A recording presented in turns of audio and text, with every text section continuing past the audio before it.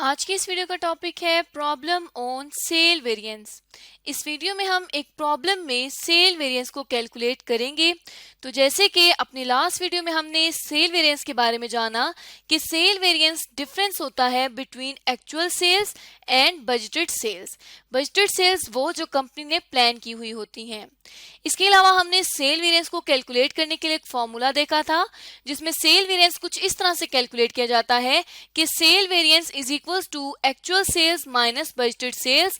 जो डिफरेंस आता है उसको हम कहते हैं कि ये सेल वेरिएंस है। उसके बाद वेरिएंस जो है वो कंपनी के लिए फेवरेबल भी हो सकता है और अनफेवरेबल भी हो सकता है। जब कंपनी की एक्चुअल सेल्स बजटेड सेल से ज्यादा होंगी तो हम कहेंगे कि कंपनी के लिए वेरिएंस जो है वो फेवरेबल है। जब एक्चुअल सेल्स बजटेड सेल्स से कम होंगी तो हम ये कहेंगे कि ये वेरिएंस कंपनी के लिए अनफेवरेबल वेरिएंस है। साथ ही साथ हमने वेरिएंसेस की दो टाइप्स डिस्कस की थी। पहला था सेल प्राइस वेरिएंस और दूसरा था सेल वॉल्यूम वेरिएंस। अब इस प्रॉब्लम में हम इन दोनों वेरिएंस को कैलकुलेट करना सीखेंगे। तो अब चलते हैं अपनी प्रॉब्लम की तरफ और कैलकुलेट करते हैं सेल वेरिएंस। प्रॉब्लम अगर देखें तो गिवन है सेल वेरिएंस के लिए कंपनी है BMS food caterers.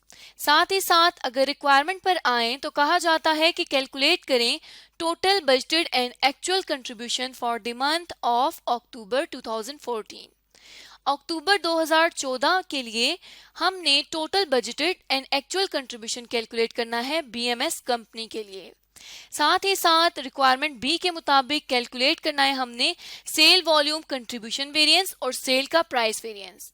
Cell volume variance के लिए हमने कहा था ये प्रॉफिट भी इस्तेमाल किया जा सकता है इसमें और कंट्रीब्यूशन भी इस्तेमाल किया जा सकता है। यहाँ पे हमने कंट्रीब्यूशन के थ्रू सेल का वॉल्यूम वेरिएंस कैलकुलेट करना है।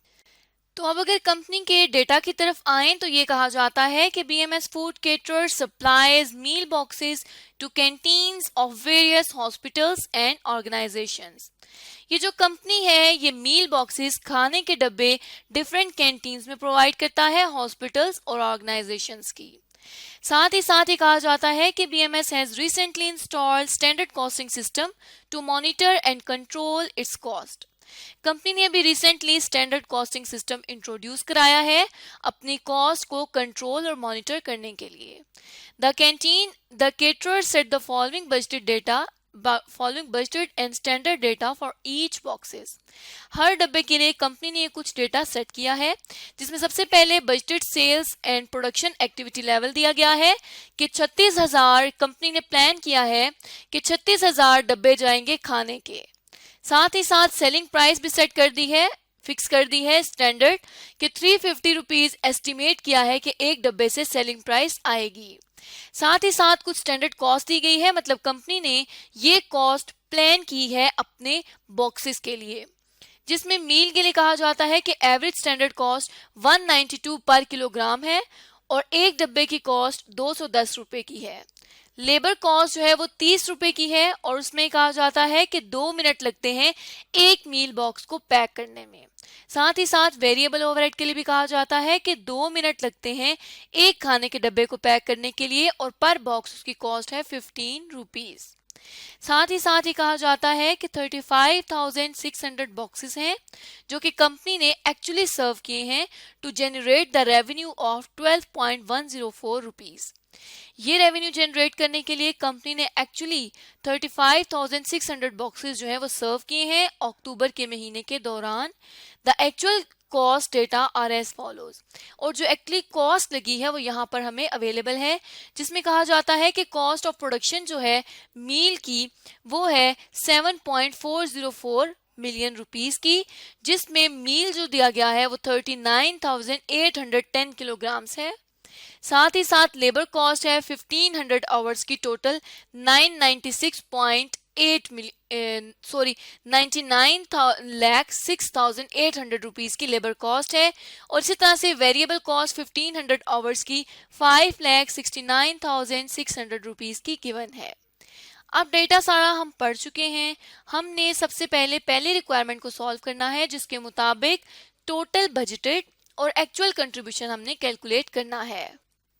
तो अब सोल्यूशन की तरफ चलते हैं और total budgeted and actual contribution को कैलकुलेट करते हैं।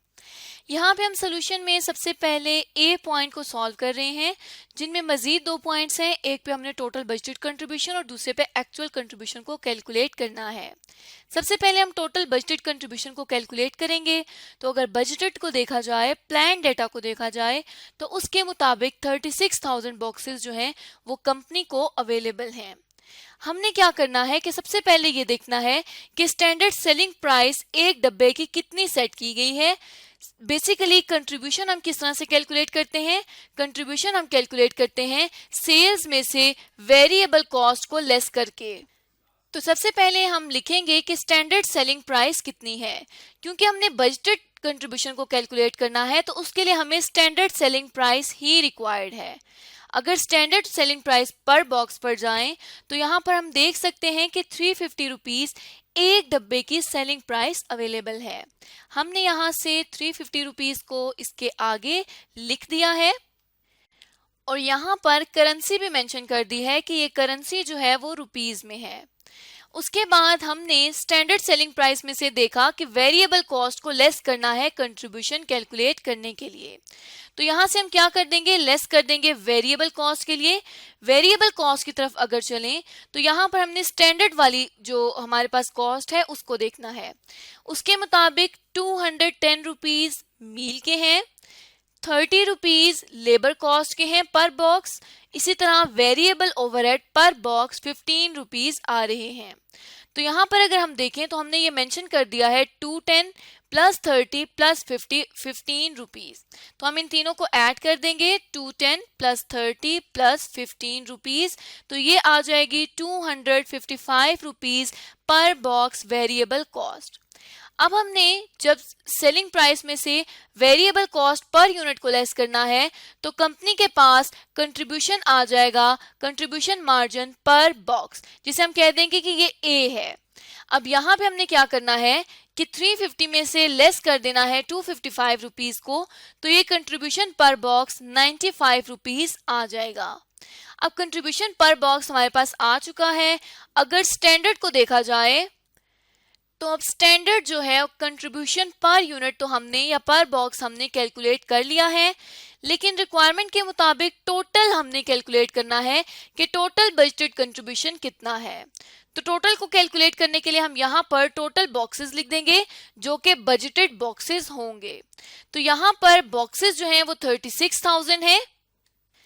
तो अब टोटल कंट्रीब्यूशन को कैलकुलेट करने के लिए हम कंट्रीब्यूशन मार्जिन पर बॉक्स को मल्टीप्लाई कर देंगे टोटल बॉक्सेस के साथ। मतलब हमने ए पॉइंट को बी पॉइंट के साथ मल्टीप्लाई कर देना है। तो यहाँ पर अगर हम करें तो 95 मल्टीप्लाई बाय 36,000 स्टैंडर्ड बॉक्सेस, तो अगर हम इसको करें तो ये आ जाएगा 3.42 मिलियन रुपीज।